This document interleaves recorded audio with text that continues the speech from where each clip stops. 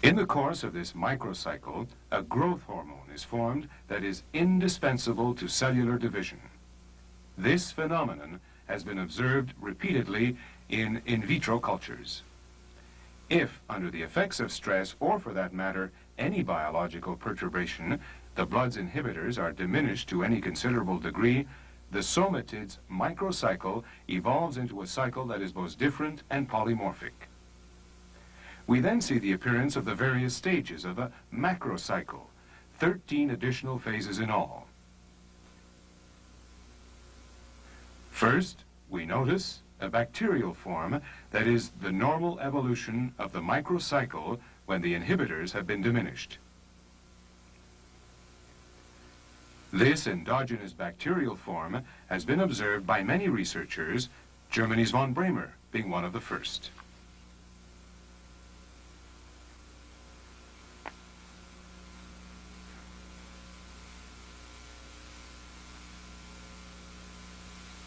The double bacteria which evolves from the preceding bacterial form is often observed in blood smears.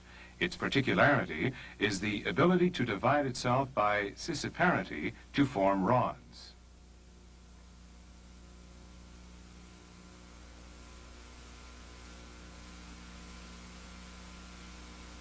The rod form looks like a bacterial form, except that it is longer and its cytoplasm seems empty.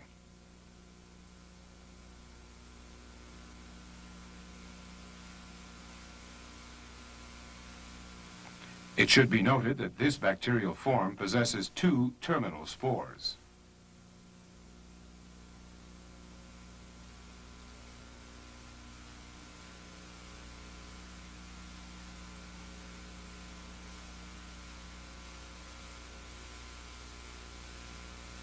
The granulated double-spore bacterial form has a cytoplasm filled with granulations that begin to move.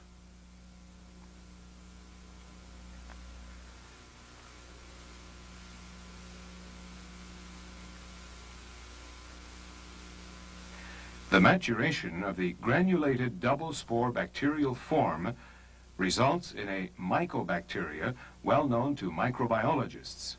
The cytoplasm is also self-developing.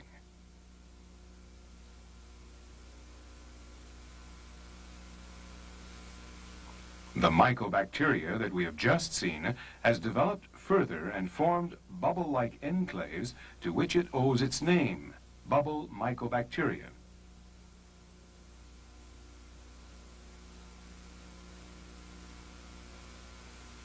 Here we see the bursting of the bubble mycobacteria and the release of the elements of its cytoplasm into the medium.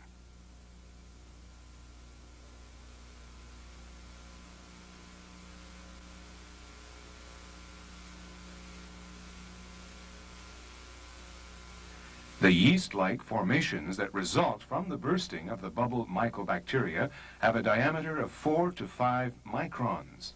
Even at this stage, they give evidence of a centrosome.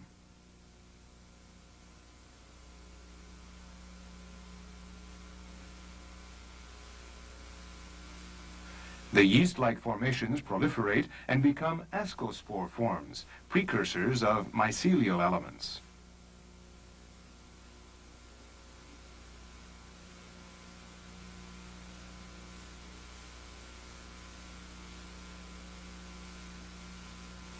From an aciform, we can observe the formation of a thallus, in which the cytoplasm gradually takes shape to constitute the young mycelial form.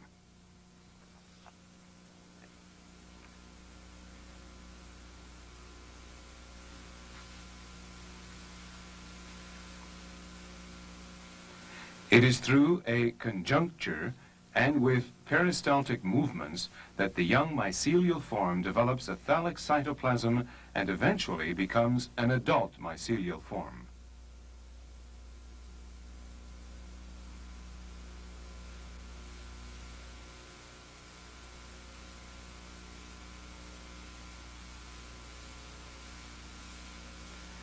When this mycelial element reaches full maturity, its cytoplasm is extremely active.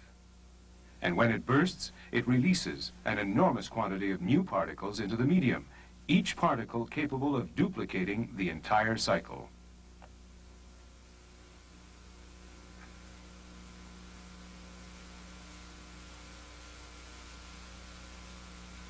Emptied of its cytoplasm, the thallus has a fibrous appearance. Incidentally, it is this residue from the somatidian cycle that is often observed in blood smears and dismissed as an artifact of coloration.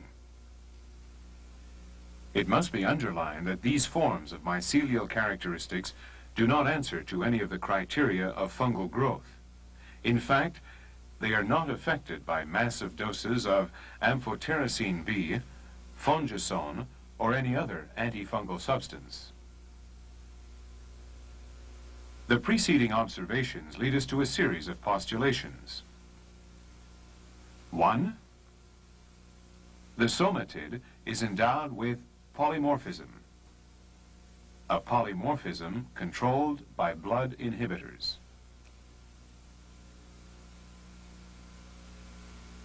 2. Growth hormones are generated during the somatidian cycle. 3. In both the animal and plant kingdoms, cellular division requires the presence of the somatid. 4. When blood inhibitors are lacking, growth hormones are allowed to increase until they threaten cellular metabolism.